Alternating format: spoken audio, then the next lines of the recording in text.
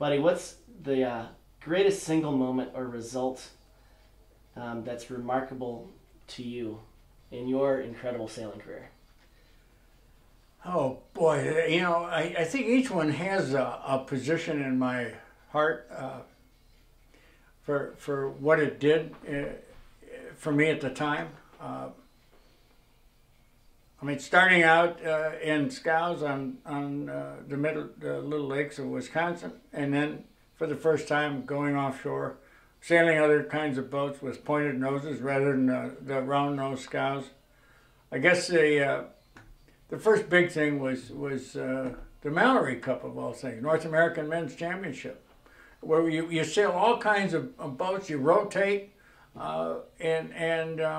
it started to say something to me that maybe you've got some talent that you could take it elsewhere and do other things.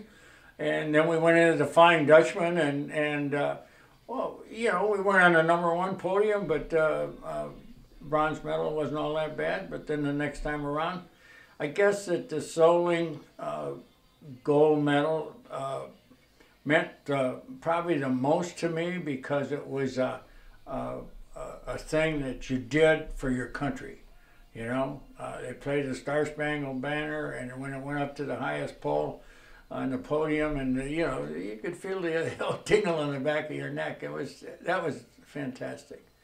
But then, of course, you know, we won 2 Star World Championships. That was pretty exciting, and that we brought new things to that class, which has always been some of our accomplishments, innovations to make the boats easier to sail. If they're easier to sail, they're usually quicker on the water. And of course, the America's Cup, that's a whole nother game.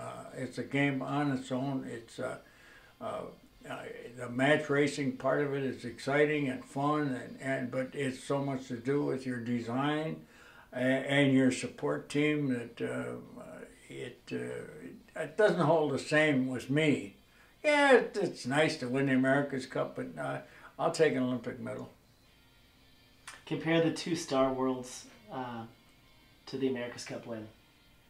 Well, the star thing was sort of interesting, because there's a lead in there where we were sailing our Soling in California, and I went up to Bill Gerard, bought a hull and a deck, and a keel. We threw the keel in the back of our Suburban. The hull and the deck were upside down on the, not put together yet, mind you, but upside down on the Soling coming home from California.